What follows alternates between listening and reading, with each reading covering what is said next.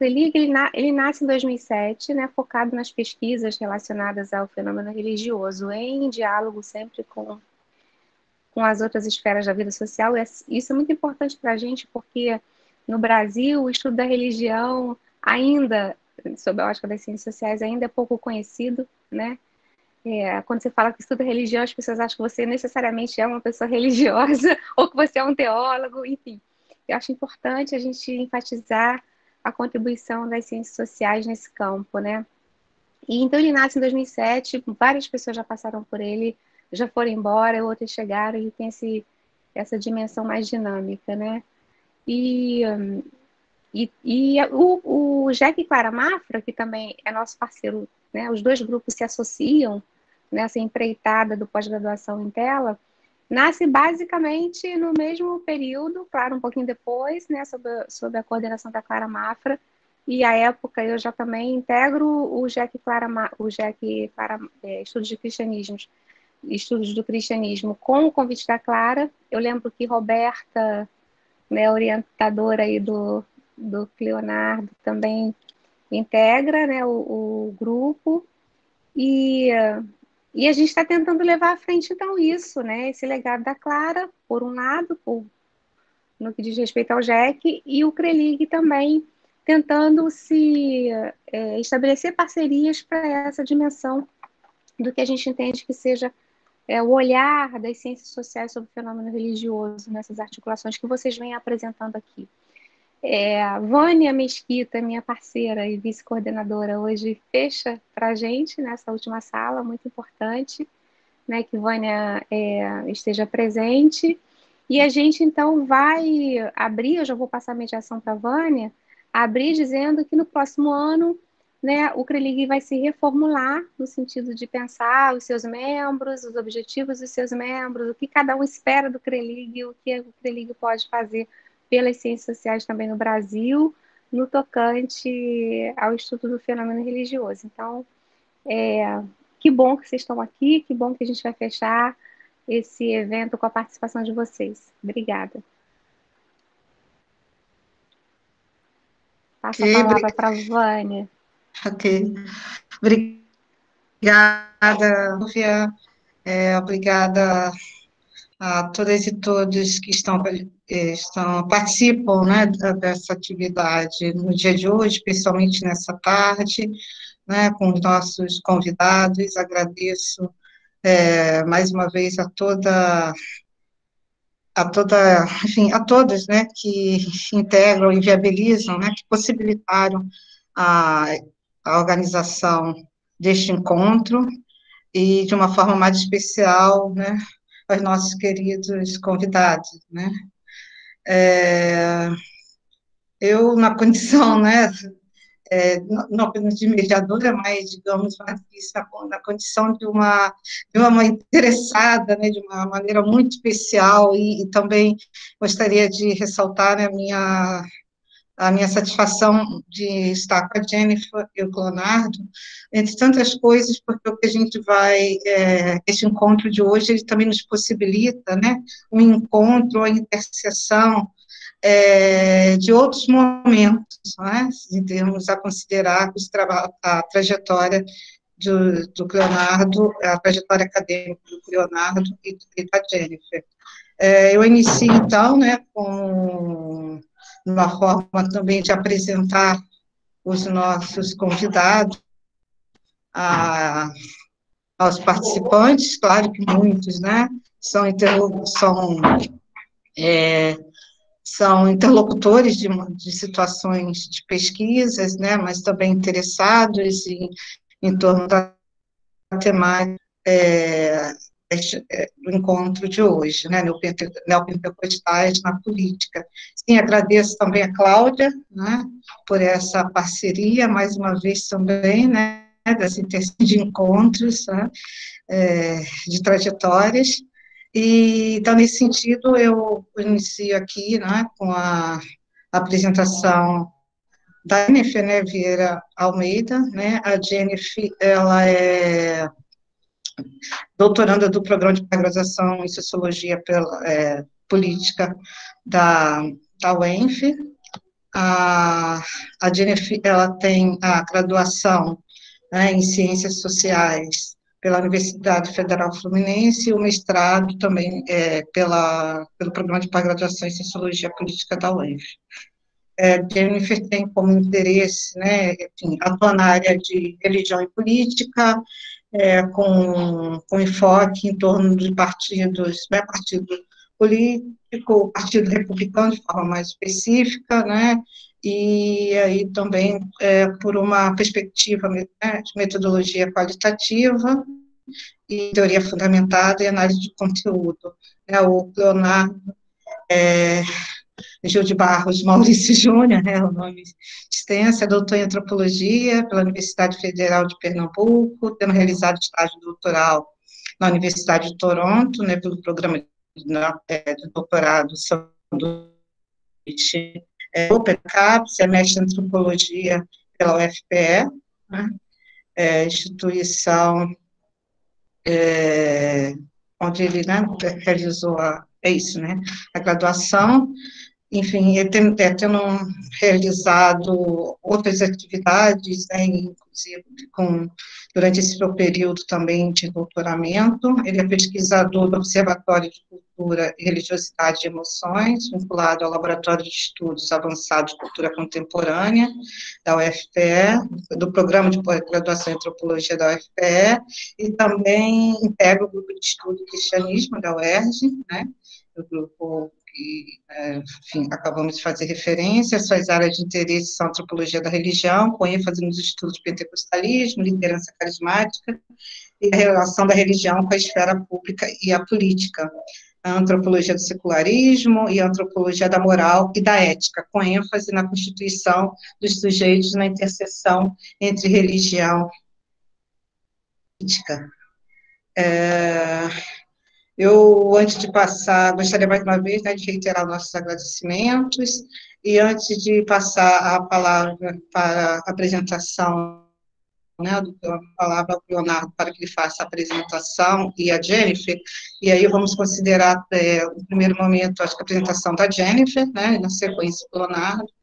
Eu gostaria de dizer, né, enfim, da grande importância e a grande contribuição, né, que o pós-graduação em tela nos possibilita no entendimento, como a Silvia destacou, de temáticas tão relevantes, né, em termos da compreensão do fenômeno religioso, de forma mais específica em torno da temática desta programação, né, em termos dos desdobramentos, dos desafios, de alguns dos desafios teóricos, empíricos e metodológicos, né, que serão igualmente apresentados pelos nossos convidados. Isso é a partir da perspectiva, né, como acabei de mencionar, da trajetória da Jennifer e do Leonardo nas ciências sociais, né, e o quanto que, enfim, nessa tarde, certamente teremos, né, esperamos, né, que o debate, né, discussões aqui colocadas em torno das compreensões, né, a partir dos dados, das pesquisas, né, realizadas, elas, não, elas, enfim, que elas tragam, né, outros elementos, né, a partir de uma interlocução que buscaremos também realizar com todos e todas que participam deste encontro. Então, inicialmente, Jennifer e Leonardo terão 15 a 20 minutos para a apresentação, e, na sequência, então, nós abriremos, né, para comentários, questões, né, no sentido de estabelecer também essa interlocução, que é o que também é objetivo, né, é o objetivo desta, né, é o objetivo do evento. Eu não sei se vocês me escutam bem, por alguns momentos eu tive aqui algumas falhas em termos da possibilidade, enfim, aquilo que eu estou tentando comunicar, mas especialmente aqui, eu estou considerando pela internet, mas está estável para vocês? Porque para mim parece que oscilou. Vocês conseguiram, então, ó, foi tranquilo, né? A comunicação até aqui? Foi, mano, deu para ouvir direitinho. Ótimo. Então, enfim, vamos, né, agora a, vamos às apresentações. Melhor tirar o áudio. Então, conforme mencionei anteriormente, a gente dá início agora às apresentações, inicialmente a Jennifer e, na sequência, o Leonardo. Jennifer? Olá, gente, boa tarde. Eu fiz uma apresentação, então eu vou colocar aqui para vocês.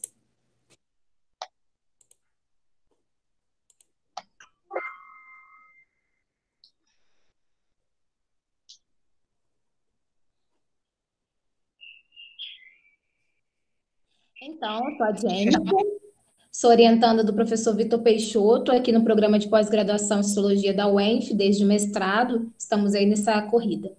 A minha proposta de hoje é falar um pouco sobre a reforma do programa do Republicanos e como que eles se afirmam como cristãos após essa reforma. Primeiro, quem é o Republicanos? É um partido que inicia seu processo de criação em 2003, com 450 mil assinaturas, e em 2004 começa com o nome de PMR, Partido Municipalista Renovador. Em 2005, o nome do partido é alterado para Partido Republicano Brasileiro, a partir do desejo de José de Alencar, que na época era vice-presidente da República. Em 2019, eles sofrem mais uma alteração de nomenclatura e agora se chamam Republicanos.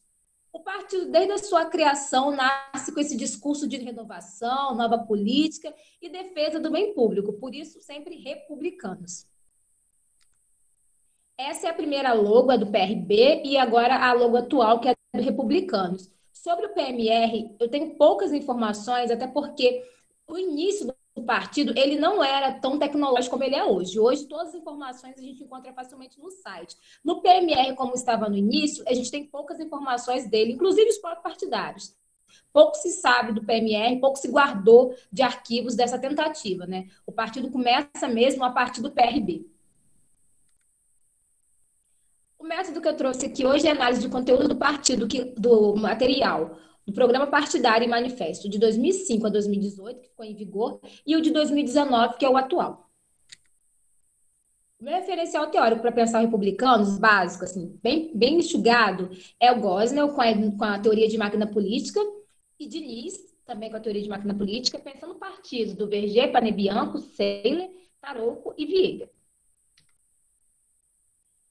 Resultados, assim, preliminares. O Republicanos é uma máquina política e tem como atuação as bases, nessa população que mais carece de atenção. Então, o foco do Republicanos é essa população de base ali, essa população que tem menos assistência, que tem menos poder aquisitivo. É um partido que, na sua criação, no seu início, não tinha um público muito definido, então ele captava o público que tivesse para que ele conseguisse ascender e ocupar o cenário político. Nos últimos anos, 2018 para cá, o partido passa por uma série de remodelações, de transformações, e agora ele tem um público definido, que é o público cristão e conservador. E nesse processo de construção de um público definido, a gente percebe que esse partido tem semelhança com o que é o partido de massas. Existe uma educação desses partidários, e agora, inclusive, eles estão construindo uma militância de rua, uma militância de base, uma militância jovem, aqui, inclusive, no Rio de Janeiro. O programa partidário, como eu falei, ele sofre alteração, sofre mudanças, e o atual programa, diferente do inicial, do primeiro, né, na verdade do segundo, porque o primeiro programa é o do PMR, que só existe uma versão no Brasil inteiro, que se encontra no estado do Rio de Janeiro, impresso, então ainda não tive acesso a esse material, estou buscando, inclusive, as cópias, mas o que eles tiveram, né, que eles desenvolveram e que ficou em vigor, comparado ao atual, existem uma série de mudanças. O atual é um manifesto, um programa que afirma o cristianismo, o capitalismo, a meritocracia e a defesa, né, da modernização.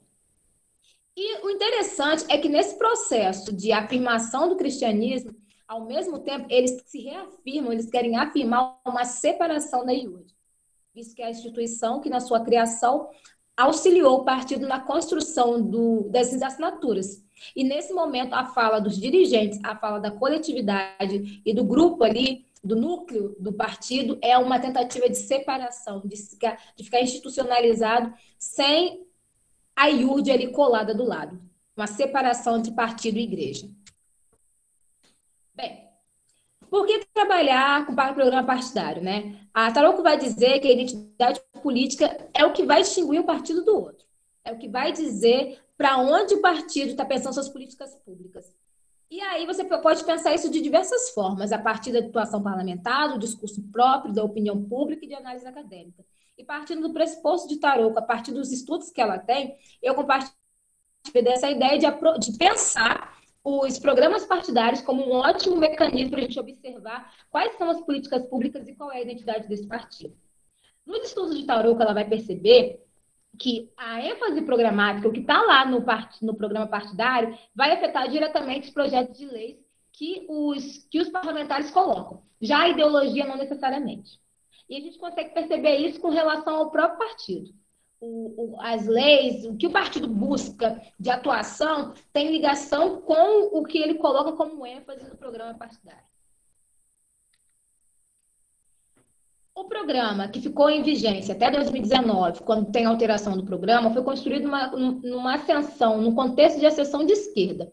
E ele trazia ideais republicanos clássicos. E aí os 5 princípios que estavam lá no partido defendiam a democracia representativa, com o voto como poder legítimo, eram contrários a qualquer tipo de discriminação, favoráveis à descentralização fiscal nos entes federados, ao desenvolvimento econômico sem degradação ambiental e atenção aos segmentos marginalizados da sociedade. Um partido que nasce sob criação e apoio de uma instituição religiosa neopentecostal não coloca no seu programa, não coloca no seu manifesto nada que venha referenciar, nada que venha mostrar essa ligação direta com a igreja ou com o cristianismo. Ainda nesse primeiro programa, defesa da Constituição, trabalho e economia como potencializadores do material humano na sociedade, educação como prioridade. O partido defendia a paz e a solução dos problemas, como solução dos problemas internacionais. E a partir de uma leitura e de uma adaptação desse manifesto do MRG, a gente conseguia colocar o Partido Republicano com esse manifesto numa centro-esquerda. Só que é interessante que em 2018 eles começam uma autodeclaração de centro-direita. Eles se afirmam centro-direita, mas quando a gente observa todo o programa de partido, a gente não encontra a centro-direita ali.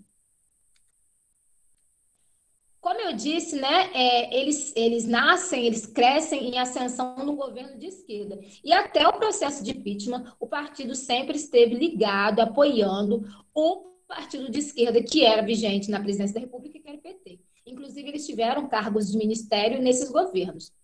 Com o processo de impeachment, eles rompem e largam, né, o governo e aí se aliam ao MDB e continuam com seus cargos ministeriais. Desde a sua criação, o partido sempre esteve aliado ao governo federal com cargos ministeriais. Esse é o único governo que eles não têm cargos ministeriais, embora são aliados, são próximos, simpatizantes ao governo federal. No ano de 2019, é feita uma chamada pública, no ano de 2018 e ainda 2019, é feita uma chamada pública onde as lideranças, principalmente a liderança, que é o presidente, chama para que as pessoas comecem a dar ideias e pensar um novo republicano. E é nesse período, 2018 e 2019, que eles começam a se afirmar enquanto um partido de centro-direita, enquanto partido conservador, que destoava com o que estava lá nos seus programas partidários. O interessante é que, diferente de muitos partidos, quando eles se colocam como uma tentativa de mudança e transformação partidária, eles estão num contexto de crescimento. Eles cresceram 48,2%, estavam presentes em 19 estados e ocupavam o 8º lugar dos partidos com mais parlamentares no Congresso. E ainda foram o segundo partido com maior representatividade no Congresso, só perdendo para o partido do PSL, isso em 2018. Eles estavam com aumento de eleitores e aumento de parlamentares e um crescimento, no geral, nos seus quadros. Então, não era um momento de crise de eleitores ou de partidários, muito pelo contrário. Eles estavam num momento de crescimento.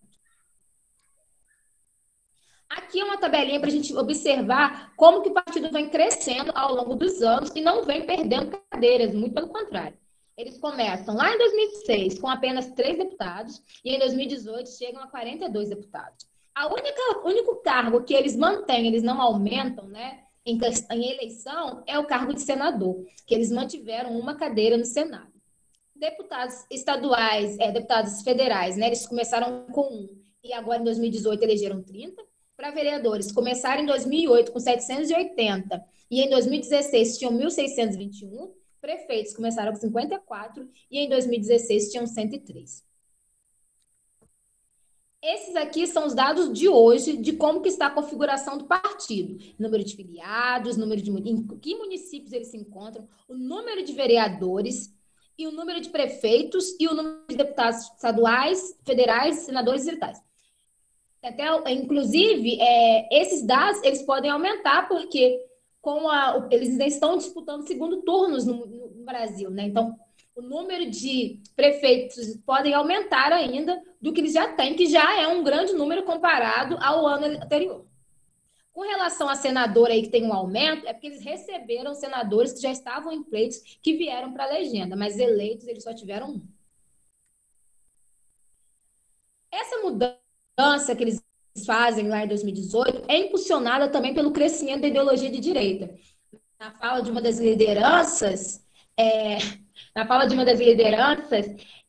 o presidente consegue fazer uma divisão de águas. Ele separa os dois blocos do Brasil, né? Quem está do lado dele e quem não está do lado dele. E nesse processo, os republicanos vai para o lado conservador, vai para o lado direito. Não que eles não fossem, não que eles não estivessem já pensando e questionando sobre essas coisas, mas é nesse contexto de ascensão que eles começam seu processo de transformação e de mudança.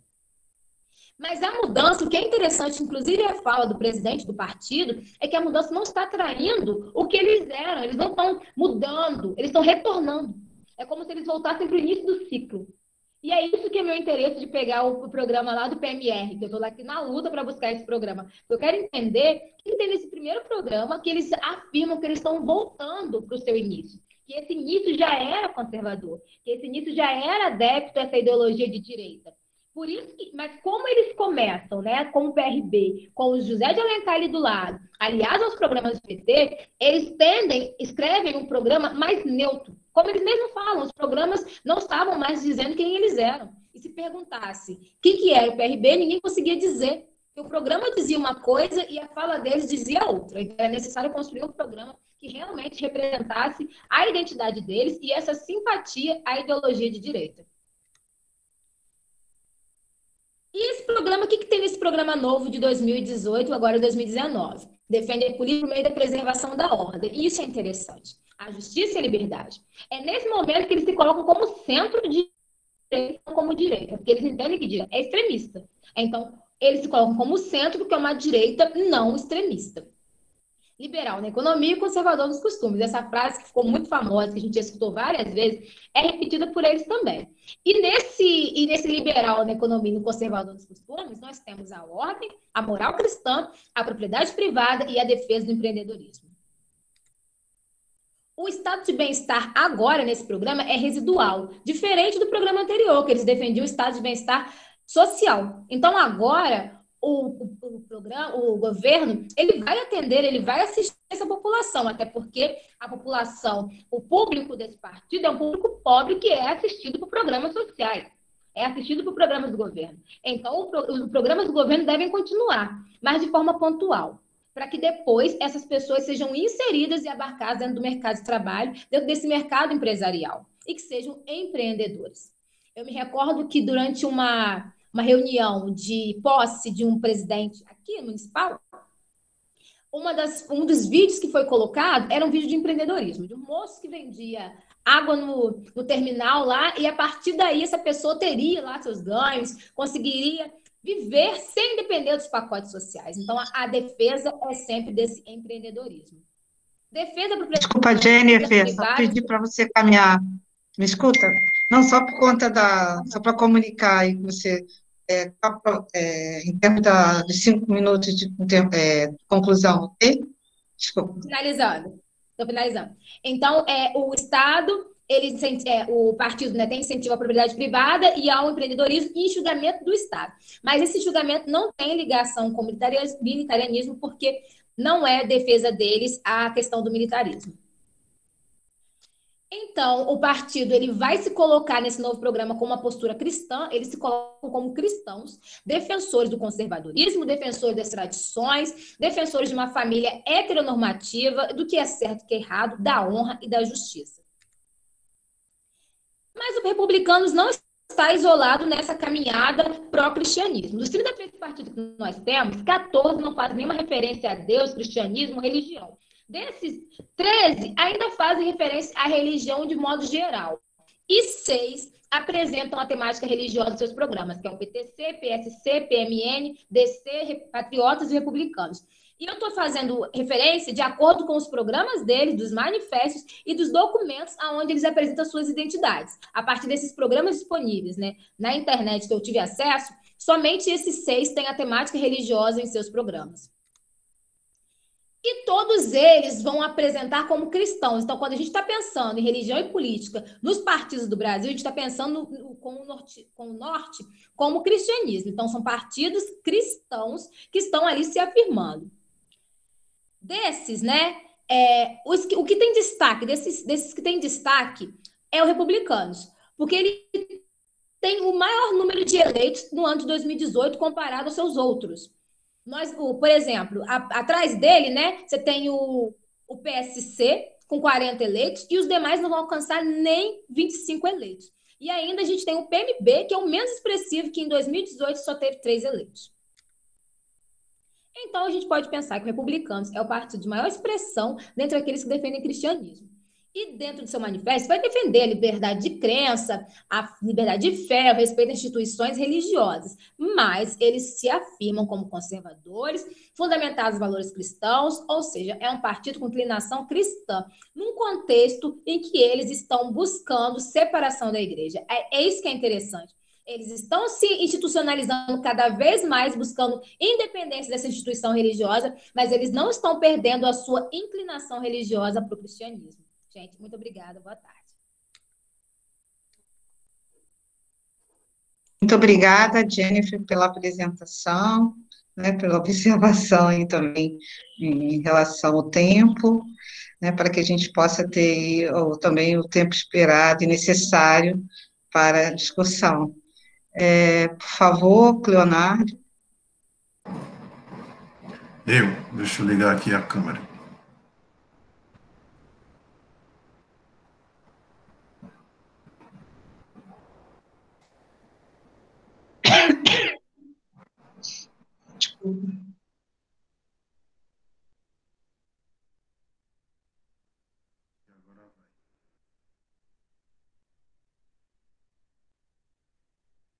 Tem problema na minha câmera? Não, agora. Não, está ativa. Está ativa, né? Agora ficou. Bem, eu queria agradecer primeiro o convite do CRELIG, do Grupo de Estudos do Cristianismo. É uma honra para mim estar aqui.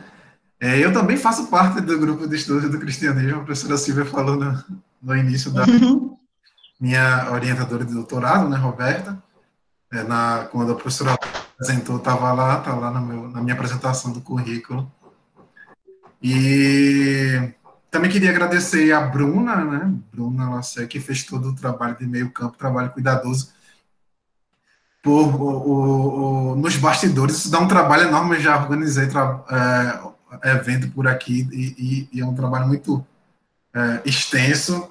Eu queria agradecer a ela especialmente também. Então, vou começar aqui a apresentação. Deixa eu ver.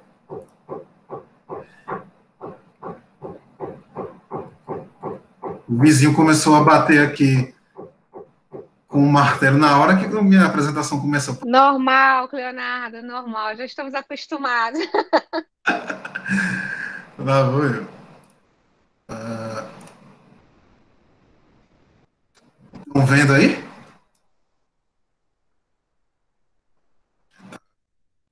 Agora sim, já. Já vai. Sim. Bem, gente, então esse é o título da minha tese, Como os Evangélicos Discutem Política. Ela nasce dessa pergunta, e aí está entre aspas, porque nas reuniões que eu fiz desse grupo, é um grupo que se reunia para discutir periodicamente a vida cristã nas universidades, se chama Universo, onde onde foi o grosso do meu trabalho de campo, e é um grupo da Igreja Assembleia de Deus Vitória em Cristo, que é a igreja do pastor Silas Malafaia. Então, em uma das reuniões desse grupo, fizeram essa pergunta, que era o que eu me perguntava também antes de decidir fazer a tese sobre esse tema. Esses são os 3 capítulos da minha tese. Na última reunião que eu participei do grupo de estudos do cristianismo, eu apresentei o capítulo 3. Alguns de vocês estavam lá. Mas hoje eu vou apresentar uma parte do capítulo 1. O que eu quero falar hoje é basicamente uma pergunta: o que o pentecostalismo tem a dizer às ciências sociais? Eu quero discutir a partir da ideia de que o pentecostalismo perturba noções estabelecidas de público e privado, e política e religião. Eu quero refinar essas noções para poder entender melhor esse fenômeno. Para isso, no capítulo 1 e para essas minhas reflexões, eu fiz o trabalho de campo. Primeiro, na inauguração da igreja de Malafaia, em Brasília, que ele escolheu inaugurar no mesmo final de semana dos protestos a favor do impeachment em Brasília, naquele dia que teve a transmissão simultânea, ao vivo, de várias capitais do país. E também fiz trabalho de campo no ato profético em favor do Brasil, também um evento organizado por Malafaia, em Brasília, e que aconteceu logo após a aprovação do prosseguimento do impeachment na Câmara dos Deputados. A minha intenção é discutir o que a ideologia moderna estabeleceu como relação de que a religião está para o privado, assim como a política está para o público. O meu objetivo é fazer uma crítica a isso a essa relação que está estabelecida, e tentar adiantar um pouco, avançar um pouco nessas noções, nesses conceitos, para a gente entender melhor a presença do pentecostalismo na esfera pública. Eu trabalho com esses autores, basicamente, para entender e discutir esfera pública e religião e política. Não vou falar deles agora especificamente, porque o tempo é corrido, mas o que eu quero trazer hoje é que, se a gente entender apenas uma coisa, e apenas uma coisa ficar gravada na minha apresentação, o que eu quero trazer é que tanto religião, quanto público e política não podem ser tratados como fenômenos empíricos autoevidentes. Eu entendo que essas categorias devem ser colocadas sob escrutínio, e o que é indispensável também em relação. Quando a gente analisar religião, público e política, a gente analisar esses conceitos em relação, e em resumo, que a minha proposta é de um conceito, um estudo etnográfico desses conceitos, né? Vamos lá para o meu trabalho de campo. Esse evento que teve em Brasília, a inauguração da igreja, durou 3 dias, e durante o culto, que foi exatamente na véspera do protesto, eu fui com aquela expectativa de que, basicamente, Malafaia e seus pastores fizessem daquele culto um comício. Eu fiquei frustrado porque o título da mensagem e o conteúdo da prédica dele foi sobre os requisitos indispensáveis ao desenvolvimento espiritual dos ouvintes. Mas aí, quando o culto estava se desenrolando para o final, ele diz que ele convida as pessoas para o protesto do dia seguinte, dizendo que não se pode deixar as coisas passarem. Ele diz assim: o crente que diz não ligar para questões políticas até parece que é extraterrestre. Mas antes dessa exortação, ele faz questão de enfatizar: eu não estou mandando ninguém ir, não, mas eu estarei lá no trio elétrico. Isso porque no encerramento do protesto, ele estaria em cima do trio elétrico, bem à frente do Congresso, com a responsabilidade de encerrar o protesto. Então, no dia, o protesto, já fazendo uma pesquisa sobre a igreja dele, na igreja dele, eu já seguia as redes sociais dele, de alguns pastores que eu havia conhecido, já que eu faço pesquisa com a ADVEC desde a graduação. Então, um dos pastores que eu seguia fez um vídeo ao vivo, uma live, enquanto ele estava caminhando para esse trio elétrico. Ele diz assim: olha aí, minha gente, somos cidadãos, você não é só do céu, é desta terra também. o que está acontecendo aqui tem a ver com você também. Já em cima do trio elétrico, com a caminhada do protesto já chegando, ele tem essa fala: o poder emana do povo, o povo põe, o povo tira. O STF, os políticos, se não se manifestarem, o povo vai botar eles na rua. Eu tenho sido perseguido por esse governo. Tentaram me cooptar e não conseguiram, porque eu não vou ser comprado por esses vagabundos. Fora o PT, o povo brasileiro vai botar essa cambada para fora. E o que acontece é que, nesse momento, o pastor Silas Malafaia recebe uma sonora vaia dos presentes. E aí, o protesto foi no domingo pela manhã. E na mensagem à noite, que era a última do fim de semana, do domingo à noite, no meio de sua mensagem, cujo tema girava em torno de conselhos para vencer os desafios da vida, ao falar de como o pessimismo representava um obstáculo às vitórias, Malafaia afirmou compreender o desânimo de todos em relação à situação do Brasil. No entanto, ele emenda: a casa tinha começado a cair para os responsáveis por aquele quadro apresentado por ele como adverso. Curiosamente, logo após esse comentário, o pastor afirma que não iria desviar-se da mensagem, retomando para os conselhos que vinha dando em sua prédica. Eu vou pular o ato profético pelo Brasil para tentar me basear mais na dicotomia público-privado. Se der tempo depois e alguém tiver interesse, eu falo da relação religião e política. Diante disso, mas basicamente no ato profético, ele disse que o evento não era político, era profético. Foi a principal fala dele.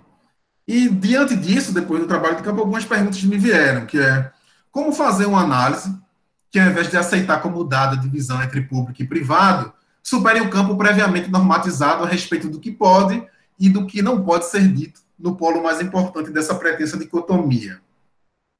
Mesmo sendo de conhecimento amplo e geral sua posição a favor do impeachment e contra o governo da presidente Dilma, por que Malafaia não faz um discurso inflamado dentro da igreja na véspera dos protestos de 13 de março? Pelo contrário, ao convidar os presentes, diz que não está pressionando as pessoas a participarem do protesto e reitera somente que lá estaria, bem como no dia seguinte avisa que não vai se desviar da mensagem. Eu não estou negando a influência de Malafaia nos ouvintes e de que, simplesmente pelo fato dele convidar para os protestos, as pessoas iriam. Mas o que eu estou tentando fazer, o que eu tentei fazer nesse trabalho, é superar e ir além da hermenêutica da suspeita, de que a gente, não diretamente, mas subjacente ao nosso trabalho, fica se perguntando onde ele estaria sendo mais autêntico. Se no culto de inauguração, se no caminho para o trio elétrico, quando ele falou para os seus seguidores, ou se em cima do trio elétrico. Eu preferi me perguntar algumas questões como o pentecostalismo tenta ampliar seu público e quais os obstáculos que ele enfrenta nesse processo. E quando ele é bem-sucedido ou não nesse propósito. E o mais importante para mim, a minha pergunta principal é: quais as moralidades que impulsionam ou servem como barreiras deste processo de engajar-se na esfera pública? Para isso eu trabalhei com o conceito de esfera pública de Habermas, mas eu não dispenso esse conceito, mas eu tento cotejar a noção de esfera pública com as críticas que a epistemologia feminista e a filosofia e a antropologia do secularismo fazem. Já comecei a emboloar aqui, é secularismo, isso aí. E aí, as principais críticas da epistemologia feminista é que essa divisão público e privado, habermasiana, faz com que algumas preocupações entendidas como privadas sejam rotuladas como impróprias para o debate público. E há também uma relação construída por questões de poder do feminino com a particularidade e do masculino com a verdade, a objetividade e a razão, ou seja, Nancy Fraser e John Lenz explicam como o masculino consegue se disfarçar por trás do véu do universal. E é um problema também com a noção de cidadania habermasiana. Quem é que povoa essa esfera pública aí? Eu vou ler aqui a citação de Fraser. Se a opinião popular e também a opinião legal sustenta que quando uma mulher diz não, ela na verdade quer dizer sim, as mulheres têm o seu discurso permanentemente e sistematicamente invalidado na questão crucial do consentimento, ponto indispensável da democracia.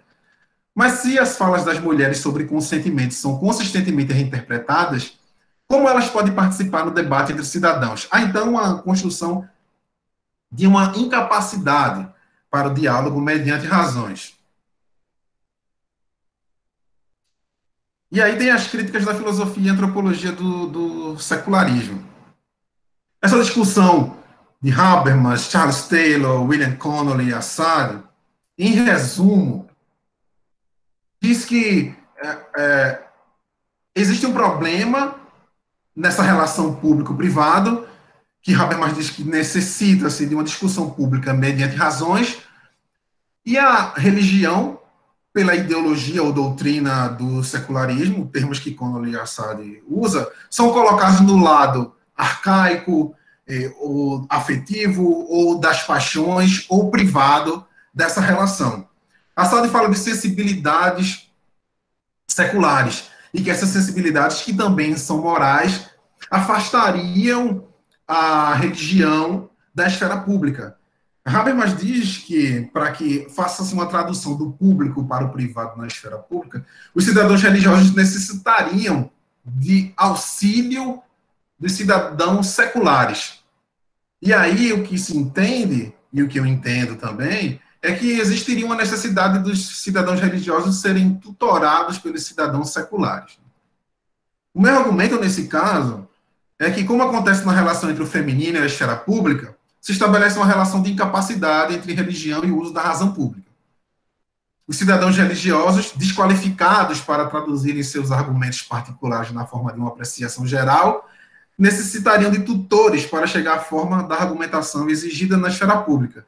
Então, pode-se dizer, com isso eu digo, que o cidadão habermasiano é masculino, como disseram Fraser e Lenz, mas também é secular.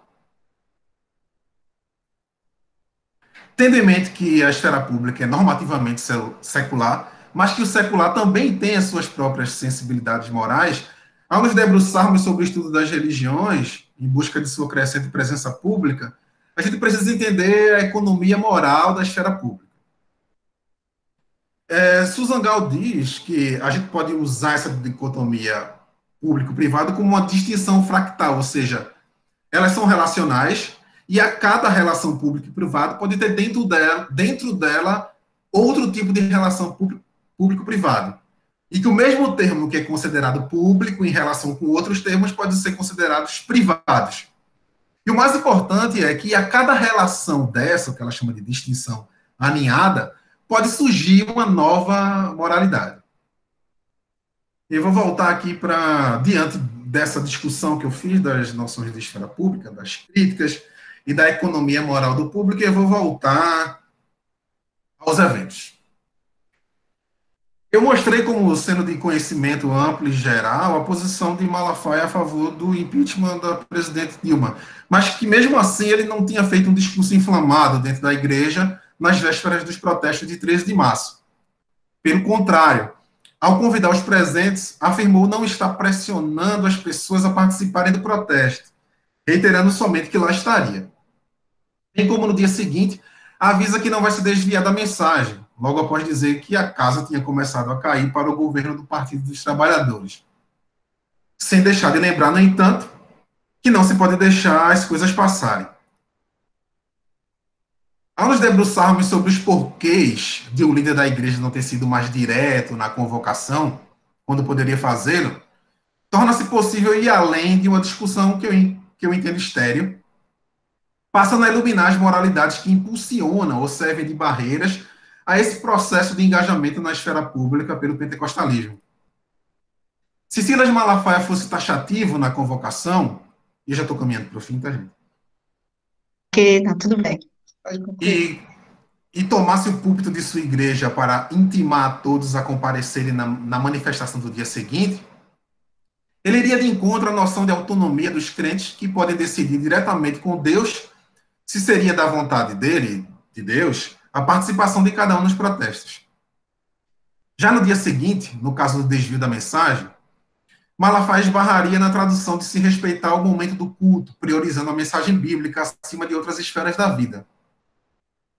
Se o protesto era eminentemente político, parece haver ali no culto a necessidade de se pedir permissão ao religioso para que o primeiro tivesse algum espaço.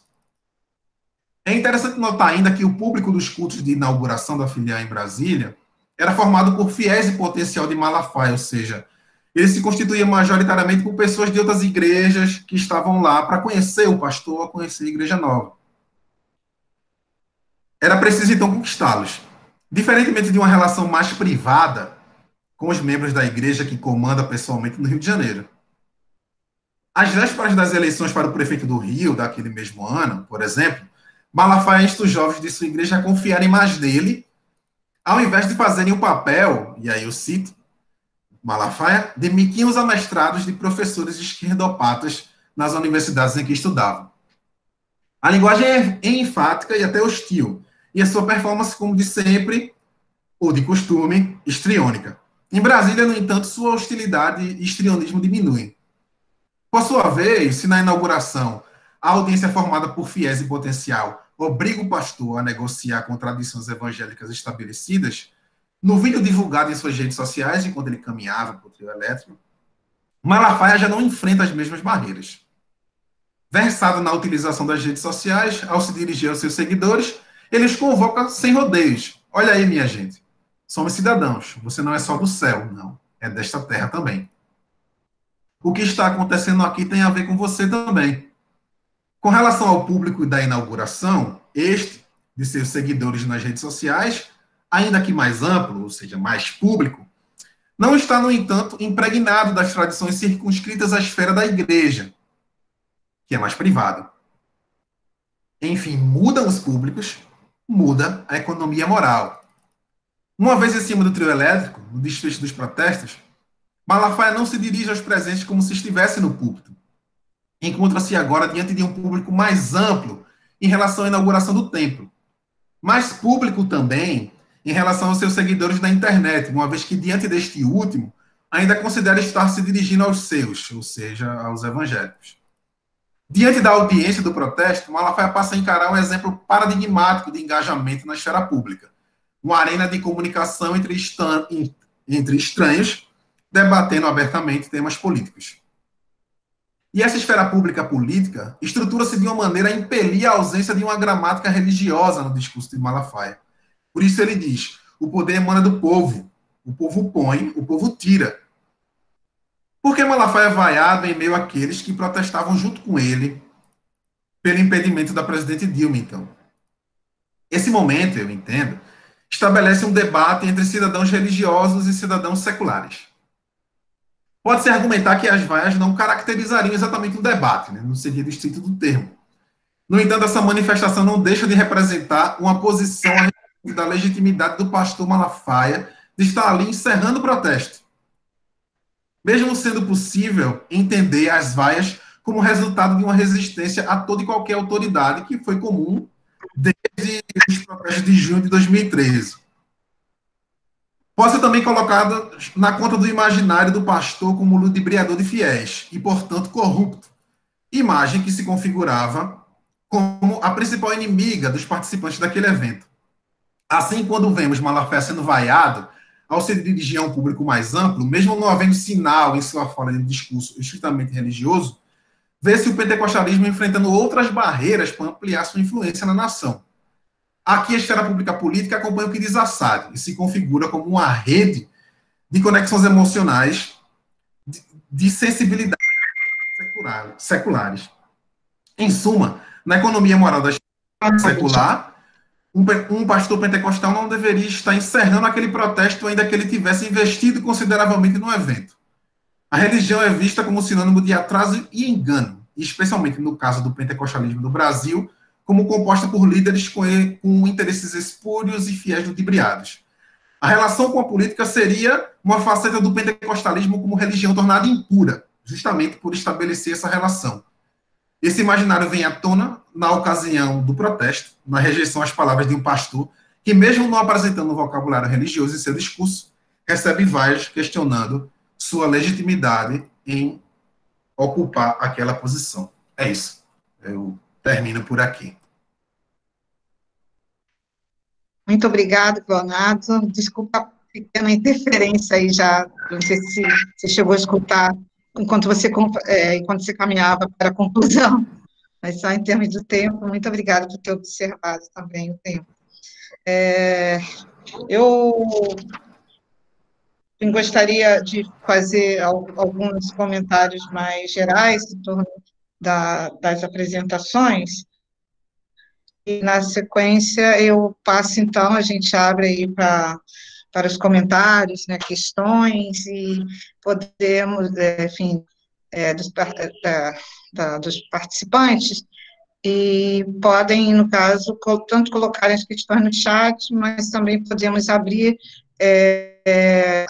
fazer de viva voz, mas observando aí, né, o tempo, né, para as observações em torno de 2 minutos, para que a gente possa contemplar maior, né, contemplar todos. O Jennifer e Leonardo, né, muito interessante, pena que nosso tempo é mais restrito, né, e se a gente, enfim, sentimos muito, se por um lado, essas plataformas nos viabilizam, nos possibilitam esses encontros, né, cada um, né, num ponto, e outros também participantes, mas, por outro lado, nos restringe nesse tempo, né, enquanto em outras situações, encontros, nós certamente desdobraríamos, né, as discussões, né, em um momento de um café, né, de uma boa conversa em torno que vocês apresentaram, né.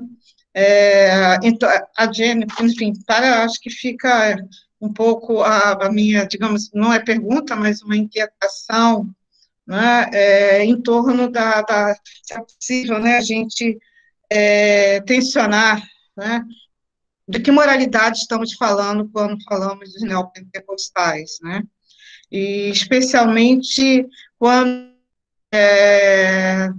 de forma mais recorrente, né, é muito associada à ideia de um conservadorismo moral. Em torno disso eu também gostaria de ouvir vocês, como que vocês têm mobilizado enfim, o conservadorismo, tanto como categoria empírica, como categoria analítica, né, não necessariamente como conceitos, né, e especialmente associados, né, a essa ideia de uma configuração, de uma determinada configuração moral, ou dito de uma moralidade, e no caso, por exemplo, do Leonardo, né, que questiona, inclusive, essa dimensão em torno da participação nos protestos, né, políticos. E aí me vem também um outro ponto, né, como você bem destacou, né, os desafios, né, do entendimento entre religioso, público e o político, mas sobretudo aí também vale, né, para a Jennifer, né, como espaço de representação, né, como você diz, né, quanto Jennifer coloca, digamos, fica no plano, né, da dimensão da análise do partido como representação e o lugar dessas moralidades e essas gramáticas, né, o Leonardo também nos traz essa outra dimensão, né, seja da expressão pública, né, ou da constituição desse público em torno do Silas Malafaia. Né? Então, um pouco pensar essa dimensão representação e também participação, enfim, do que a gente está falando quando a gente está falando de representação, em que nível, em que camadas são essas, né? E certamente o Leonardo nos traz também essa dimensão, esse olhar, né, e uma reflexão muito profícua no entendimento, né, dessas dimensões e configurações em torno das linguagens, repertórios, né, e que se colocam em diferentes direções. E aí eu acho que o trabalho, inclusive, não vou ter tempo também para talvez afinar e colocar alguns outros aspectos em torno da literatura, né, enfim, desses referenciais que você, teóricos que você também mobiliza nesse entendimento, né, e a Jennifer, por último, né, pensar, né, esse discurso religioso, né, os dois trouxeram isso, né, mas Jennifer de forma mais focada, que vai além, né, ou melhor, esse discurso religioso que se faz presente, né, em partidos, né, inclusive, enfim, como a gente pensa isso, esse alcance, em termos como Jennifer colocou, né, como se colocou, próprio cristianismo, né? E, assim, como é que isso também se coloca, né, digamos assim, essa permeabilidade, né, em outros, você elencou 6, né, mas como é que você percebe isso dentro, digamos, desses arranjos e algumas dinâmicas, né, no níveis de análise que você realiza, né? Enfim, um pouco uma provocação, eu sei que não é objeto das suas análises, mas, enfim, pensar, né, um pouco esse voto, né, que é um voto disperso, né, um voto religioso, mas que também, por outro lado, pode não passar por candidatos religiosos, como esses candidatos, né, não religiosos passam em algum momento a integrar também esses partidos que se colocam nessa gramática do cristianismo, como você colocou, né, partidos cristãos. Tá, assim, nomeadamente, né, também por eles. Muito obrigada, eu passo agora, eu acho que eu vou fazer, eu peço que vocês, não precisam não é propriamente uma pergunta, mas acho que alguns pontos a gente abre também para outros, e aí vocês, se for o caso, vocês trocam, né, essas ideias no bloco, com outras questões e comentários. Podemos caminhar assim? Ok? Então, vamos lá, deixa eu ver aqui. A gente tem algumas inscrições, Vânia, aí no chat. Ok, tá, Eu vou acho que agora, observar. talvez a gente... Como é que vocês... Acho que é o Fábio, né, Fábio, que está aí na fila. Tô aqui. Obrigada, Silvia, obrigado por esse auxílio aí. Posso fazer a pergunta, então? Sim, por favor. Para Jennifer. Jennifer, eu achei muito interessante a sua pesquisa a respeito do Republicanos, né, antes PRB, e eu gostaria de saber de que maneira influencia uma eventual derrota de Marcelo Crivella no domingo aqui no Rio, no plano de poder do Republicanos e também a derrota que já aconteceu do Russomano em São Paulo. Então, nas duas principais cidades do Brasil, de que modo essa eventual derrota do Crivella pode prejudicar ou não o plano de poder do Republicanos. E uma segunda questão, se for possível, é o quão distante você acredita que o Republicanos está de ter um projeto próprio em âmbito nacional? Porque você comentou muito que eles estão sempre aliados com o PT, estiveram com o Temer, estão com o Bolsonaro, mas enquanto um projeto político próprio do Republicanos, enquanto uma candidatura conservadora, cristã, o quão distante isso está de uma efetivação? Obrigado. Obrigada, Fábio. Aqui na sequência, temos o Silvia, o Eduardo Dulo e o Adriel Torres. Então, por favor, Silvia. Ótimas apresentações do Cleo, do Cleonardo, da Jennifer. Mais uma vez, parabéns para vocês pela pesquisa, pelo rigor, né, teórico e também metodológico. Para a Jennifer, tenho duas perguntas rápidas, né? E a primeira seria: que público, você diz que eles começam a convocar um público próprio, né? Eu queria saber mais especificamente que público é esse que os republicanos estão interessados em alcançar, em capturar. E a segunda é se você tem dados sobre a afiliação religiosa dos membros dos republicanos. Eu não sei se eu perdi isso na sua fala ou se você não tem esse dado. Se você tiver, eu gostaria muito de saber. Para o Cleonardo, também tem umas coisas muito interessantes no seu trabalho que me remeteram aos estudos da Cecília Maris sobre a relação fé e vida, né, das comunidades eclesiais de base no catolicismo, né, e todo mundo que estudou catolicismo e vertentes de esquerda do catolicismo entendeu que as SEBs, a teologia da libertação, fazia exatamente esse discurso que o pentecostalismo do Silas Malafaia fez, né? é a partir de uma conexão entre reino de Deus e, enfim, o que seria um paraíso na terra ou paraíso no céu. Então, assim, a relação fé e vida. Isso era uma prerrogativa dos grupos progressistas. Então, assim, é surpreendente e interessante, a Cecília já assinalava isso lá atrás, mas é surpreendente e interessante que na sua pesquisa isso volte, né, e volte com essa fala do Silas Malafaia, né, que é execrável dentro do campo da esquerda. Então, essa ideia, né, somos cidadãos dessa terra, você não é só do céu, era exatamente o que os teólogos da libertação falavam para os públicos das comunidades eclesiais de base, né? Que era o quê? Né? Olha, vamos construir o céu aqui na terra, né? O reino de Deus é aqui, vamos lutar. Mas a dimensão, eu acho que é interessante pensar sobre isso, né?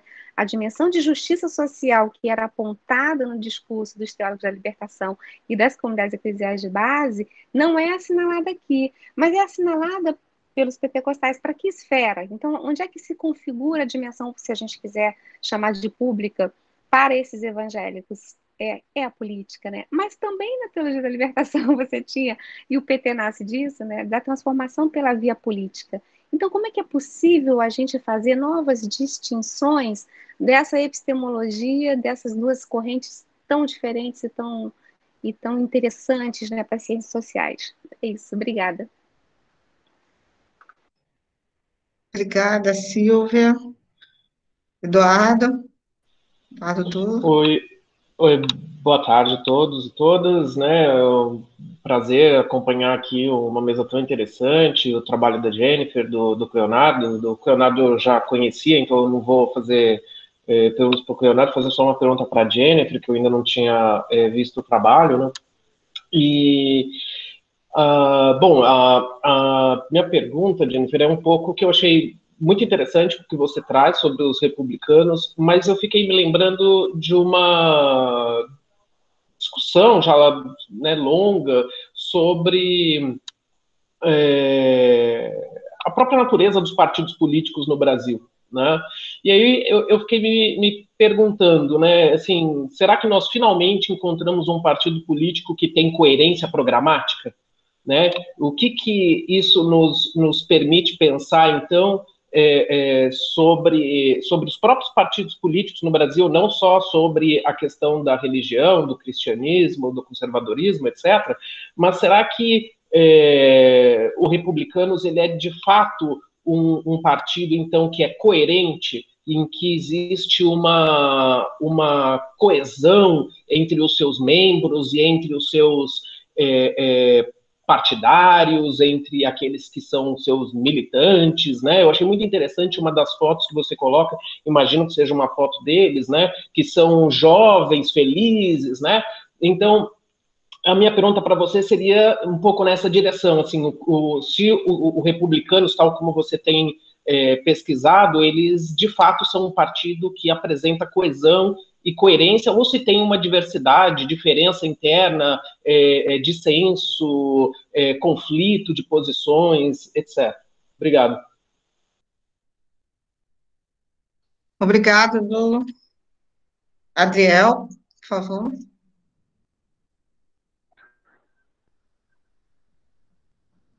Olá, tudo bem? Muito obrigado pela exposição. E eu tenho uma pergunta para os dois. Para a Jennifer, eu queria saber se ela olha também para o regimento interno, pensando que também a caracterização de um partido cristão, até para chamar parlamentares cristãos, também está muito relacionado ao regimento, à relação com liderança, à possibilidade de ter uma candidatura. Eu percebo que muitas das candidaturas oficiais de outras denominações que não são universal preferem ir para partidos que tem um regimento muito diferente do regimento que os republicanos têm. Então, eles mexeram nesse regimento interno, em relação a essas coisas, e basicamente essa é a minha pergunta.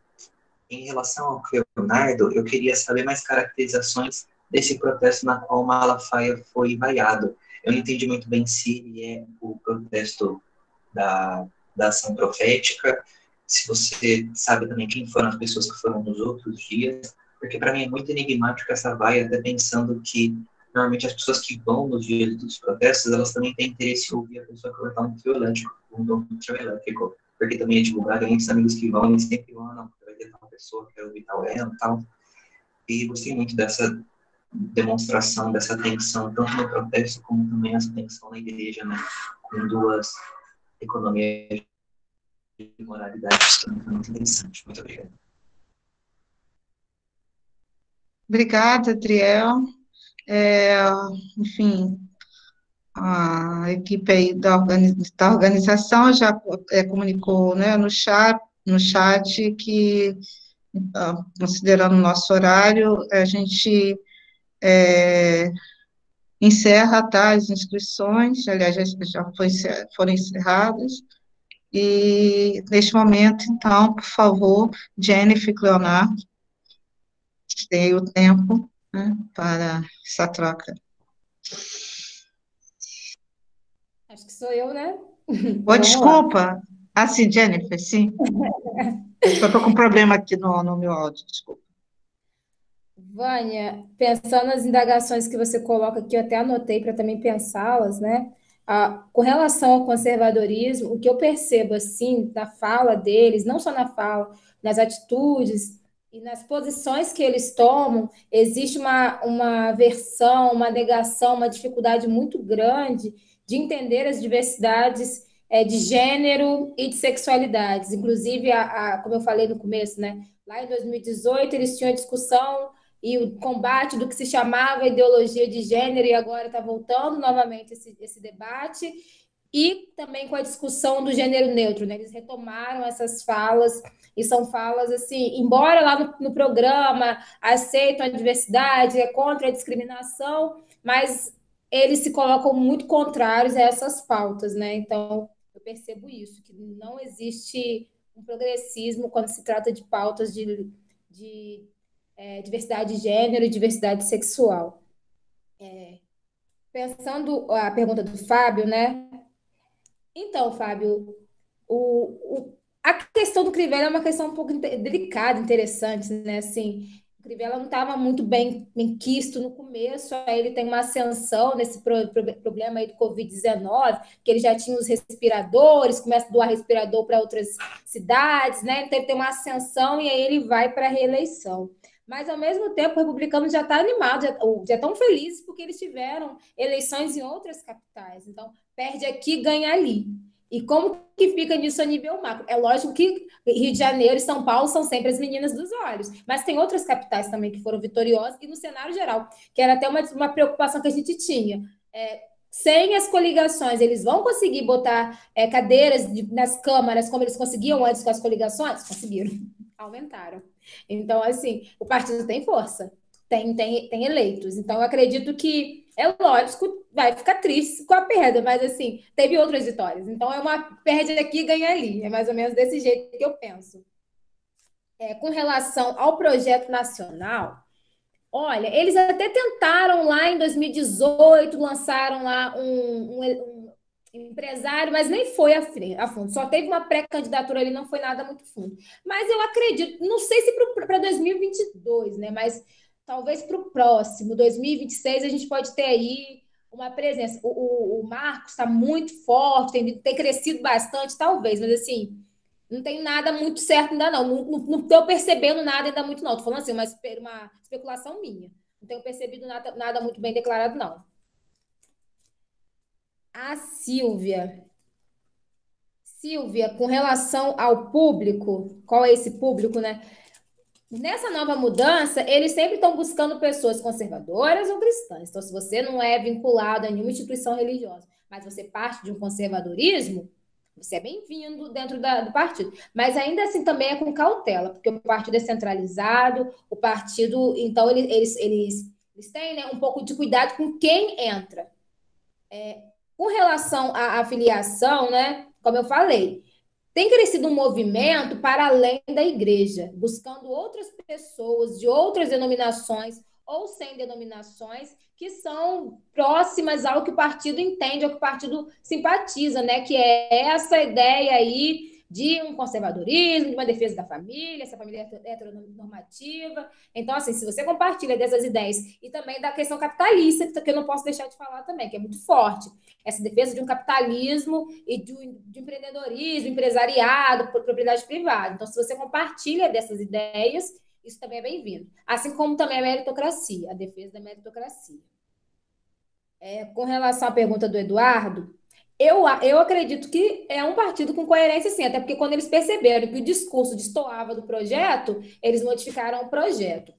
É um partido com bastante coesão e centralizado, né? Então, não é possível não ter coesão, isso não é aceito, é um partido centralizado, então tem que ter coesão, e essa coesão é vista. Eu tenho uma proximidade agora mais recente com a juventude republicana, e eu percebo que até no grupo de juventudes, né, eles também tentam ao máximo ser coesos. E aí, quando a pessoa ela está destoando do projeto do partido, ela pode ser convidada a procurar outro partido para ela, né? Isso tanto vale para os partidários quanto para os membros, para os parlamentares, essa ideia de votar segundo partido. Já aconteceu situações da pessoa não votar segundo partido e ter algum tipo de problema por esse motivo. Ariel, eu li o regimento interno lá de 2005, esse que ficou vigente até 2018. Não tinha nada, assim, que me fizesse pensar que mudaria alguma coisa com relação à candidatura. E não senti nada de muito diferente. Era aquelas questões básicas do comportamento, de presença, de quando fariam as reuniões, de diretório. Não tinha nada ali muito bem colocado, não. Vou procurar se houve modificação. Acredito que não houve, porque eu não me recordo desse documento. Mas até uma questão que eu me pergunto agora, eu vou dar uma procurada. Com relação às candidaturas, é isso. Se a pessoa, mesmo que não vinculada à instituição religiosa alguma, ou à IUD, né? Que a gente tem, por exemplo, o russomano, que não é iudiano e estava aí disputando. Inclusive, ele é liderança, liderança nacional dentro do partido. Então, assim, a gente tem outras pessoas que estão ali dentro do partido e que não são vinculadas à igreja nenhuma. Mas, assim, eu vou dar uma lida. Muito obrigada, inclusive. Vou dar uma atenção melhor ao regimento interno. Ok, obrigada, Jennifer. Leonardo. Agora sou eu, né? Então vamos. Vou começar pelo de Adriel, que é mais simples, né? Ele encerra o protesto de março de 2016, que é o protesto o protesto a favor do impeachment. Então, as pessoas vinham caminhando, para quem conhece Brasília, da rodoviária, pela esplanada dos ministérios, e o trio elétrico postado em frente ao Congresso faria o encerramento, e Silas Malafaia ficou responsável pelo encerramento. Mas tem a questão dele estar lá encerrando, porque ele tinha investido dinheiro, os grupos que estavam organizando o protesto. Um dos deputados, que é da igreja de Sérgio Malafaia, que é Sóstenes Cavalcante, também estava à frente, deve ter tido algum tipo de articulação para ele encerrar. Enfim, espero que você tenha entendido melhor, porque na correria ficou meio bagunçado mesmo. O ato profético é outro evento que acontece só em junho, e aí com o impeachment já aprovado, seu segmento na Câmara dos Deputados. O que eu tento mostrar também é que existe uma heterogeneidade no meio entre os conservadores e a direita também. Então, nem todos estão na mesma página, e a gente costuma homogeneizar o outro lado. E aí é interessante que você considerou as vaias enigmáticas, né? E essa perplexidade sempre foi, para mim, um tema de pesquisa, essa nossa perplexidade diante disso. O restante das perguntas, e eu vou juntar uma pergunta da professora Vânia e da professora Silvia, que foi feita para mim, de que moralidades estamos falando, né, quando se trata de conservadorismo, e quando a professora Silvia estava falando, cortou um pouco para mim, mas só me confirma isso, por favor, professora Silvia. A pergunta foi sobre... Na verdade... Opa, pode falar. Está me ouvindo melhor agora? Sim. Então, eu fiquei impressionada. Na verdade, eu achei que você poderia pensar, uma coisa que seria interessante pensar, na a aproximação entre teologia da libertação com discurso fé e vida e pentecostalismo via Silas Malafaia com o discurso Fé e Vida. Reino de Deus se constrói aqui na Terra. Isso era um discurso absolutamente progressista, né?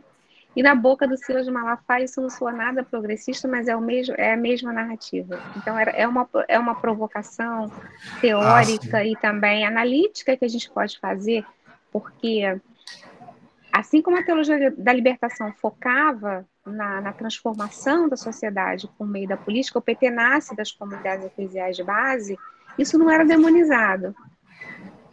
Mas quando a gente tem na boca do Silas Malafaia esse tipo de proposta, isso é muito demonizado. Eu acho que Isso. Corrobora a sua provocação, né, vai nessa direção. Eu acho que é uma coisa que a Cecília já falava lá atrás, nos processos de buscar compreender o que existe, né, de aproximação entre essas correntes, como é que a gente pode ler isso, e como que essas correntes, se colocadas como antagônicas, numa perspectiva ideológica, a gente não vê mais nada, a gente fica cego, né? E o nosso papel como cientistas sociais é tentar justamente entender, né, essa dinâmica dos movimentos religiosos, era um pouco isso. Sim, corrobora com aquilo que eu falei, né? Agradeço também. Se a gente for fazer uma comparação hoje entre SEBS e pentecostalismo, eu acho que o que mais mudou foi a nossa análise. A análise dos cientistas sociais. É o que mais muda. O discurso realmente um no polo progressista e no polo conservador, que se a gente colocar relacionalmente com vários outros temas, um em relação com o outro, Malafaia e SEBS, um fica no polo progressista e outro no polo conservador. Se a gente for, como eu tentei fazer na minha pesquisa, se a gente bagunçar essa relação SEBS com outros autores, e o Silas Malafaia com outros atores, essas classificações podem mudar, isso que eu estou tentando dizer. Eu acho que muda muito a nossa análise, porque um desses atores corrobora com o nosso projeto moral, porque nós também temos nós não falamos abertamente dele em nossas pesquisas, mas temos, e o outro vai de encontro a esse projeto moral que temos e abraçamos em nossas epistemologias. O que eu acho é que esse projeto... Às vezes a gente fica dizendo que alguns veículos de comunicação precisavam declarar o voto e serem mais claros. Eu acho que às vezes nossas pesquisas a gente precisa também. Você não acha que tem muita declaração de voto, não? Eu acho que tem. Eu acho que tem, não nos trabalhos. Bastante. Não sei se a gente, quando a gente lê os artigos, eu acho ainda que existe uma tentativa de uma penumbra de análise científica epistemológica sem a filiação. Mas eu sinto falta disso. Eu vou discordar de você.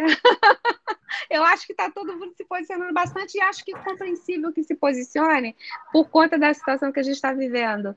Então, na verdade, o que eu tenho me ressentido um pouco é de análises que não sejam tão apaixonadas e que sejam mais que tragam sim, com certeza. O que eu falo do posicionamento é diferente, por exemplo, quando eu me coloco aqui, quando a gente faz uma entrevista para um jornal e que me perguntam sobre o que eu acho do crescimento do conservadorismo, eu sinto uma diferença, vou ratificar. Por exemplo, quando a então presidente Dilma chega na igreja e diz feliz a nação cujo Deus é o Senhor, quando a gente faz algumas análises, a gente lê isso na chave da instrumentalização da religião. Mas, por exemplo, quando Marina Silva diz que ela tem uma opinião como cidadã e que teria outra postura como presidente, as nossas análises como cientistas sociais, seja para os jornais, sejam nos artigos, ela é outra. E a gente não assume nos nossos trabalhos que a gente está ali tendo um projeto secular. O que a gente diz é que uma instrumentalizou e a outra, por ser religiosa, está sendo instrumentalizada. Ou, por exemplo, quando o presidente Lula já disse em declarações que pessoalmente era contra o aborto, mas como presidente teria outro tipo de postura. O que ele é, então? ele é conservador, ele é progressista, ele é liberal, eu não sei. E eu não sei que moralidade é essa. Para mim, essa moralidade precisa ser analisada indutivamente, não dedutivamente, e a gente precisa analisar melhor isso nos nossos trabalhos, nossas falas também.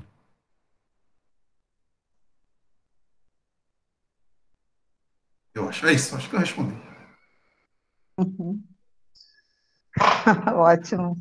Muito obrigada aí, Cleonardo, mais uma vez, né, em nome do CRELIG e do GEC também faço esses agradecimentos, né, as apresentações, agradecemos também as perguntas, né, que foram feitas, comentários, e eu gostaria, né, acho que poder caminhando já para a finalização, pena, né, por conta da nossa restrição do tempo, eu gostaria ainda, enfim, agora de passar a palavra para vocês, Jennifer e Leonardo, para que vocês façam as considerações, né, enfim, com vocês. Jennifer. Gente, primeiramente, muito obrigada a todos e todas pelos comentários, pelas questões. Agradecer ao CRELIG que me recebeu, me sinto muito bem recebida por esse grupo, fico muito feliz de estar nesse grupo. Vânia, maravilhosa sempre, Silvia também. Vânia, muito saudade de ter te visto novamente, fico muito feliz de vê-la novamente, nem que seja pela tela, né? Quanto tempo! Gente, muito obrigada mesmo, fico feliz em saber, né, que o caminho está andando. Eu espero retomar com essas perguntas respondidas de forma melhor. Muito obrigada a todos, todas. Aí eu queria agradecer muito ao Grupo de Estudos do Cristianismo e ao CRELIG, parabenizar o trabalho de Jennifer, parabéns, muito bom. Agradecer especialmente às professoras Vânia e à professora Silvia. Foi muito bom o debate, estava com saudade de debater. E agradecer Bruna também, como já disse, o trabalho. Agradecer a todos e todas que estavam aqui. E é isso. Obrigado. Ok, então a gente passar a palavra para não passar para se... você também, para você, Silvia, né, com certeza, e a Cláudia também. Na verdade, eu ia passar a palavra, ver se a Claudinha quer falar alguma coisa. Nosso último evento pós-graduação interna de 2019, 2020, sobrevivemos todos e todas até aqui, que a gente continue sobrevivendo, né, e nos fortalecendo a partir desses eventos virtuais. E quero só agradecer e passar para a Cláudia. Muito, muito bom ter a colaboração da Cláudia, a presença da Cláudia também no GEC nessa parceria. Silvia, estou tentando ligar minha câmera aqui, agora não ligou. Mas queria agradecer muitíssimo também, né? Hoje especialmente a Vânia, Leonardo, Jennifer, agradecer a Silvia, toda a equipe do CRELIG, né, pelo esse trabalho que foi feito ao longo do ano, né, foram sessões incríveis, hoje culminou também com esse debate especial, fiquei aqui quietinha, mas a cabeça fervilhando, né, eu acho que todos os trabalhos que a gente tem ouvido, né, tem ajudado a gente a sair um pouco dessa monotonia do isolamento também, né, acho que tem sido muito bom, a gente viu aqui nos comentários do chat que as pessoas estão felizes só de estar aqui nessa sala virtual, então acho que também teve esse papel fundamental. Muito obrigada, Silvia, por essa iniciativa. Eu queria dizer também, claro, não podia deixar de dizer, né, eu registrar aqui que a Bruna, ela é absolutamente fundamental, né, na organização do pós-graduação em tela. A Milena, excelente na divulgação do CRELIG nas mídias sociais. O grupo de mídia do CRELIG é fantástico. Agradecer as pessoas que já fizeram seus vídeos curtos, que já mandaram. A gente sabe que os vídeos curtos têm uma maior capacidade de comunicação nesse tempo virtual em que a gente tem tanta live, tanta coisa virtual para assistir, que a gente fica tão cansado. Então, a nossa proposta no próximo ano é seguir com os vídeos curtos de 1 minuto e meio, apresentando o trabalho dos colegas, dos membros, e fortalecer a pós-graduação no Brasil, né? Uma vez que a gente vem sendo tão solapado, né, por todo tipo de de negação, né, de rejeição e de descrença. Então, acho que os nossos eventos servem para dizer que a gente produz, né, que a gente faz ciência a partir dos cursos de pós-graduação. Então, agradecer a todo mundo que esteve envolvido e torcer para que a gente tenha um excelente final de ano dentro das condições que a gente está vivendo. Obrigada para vocês.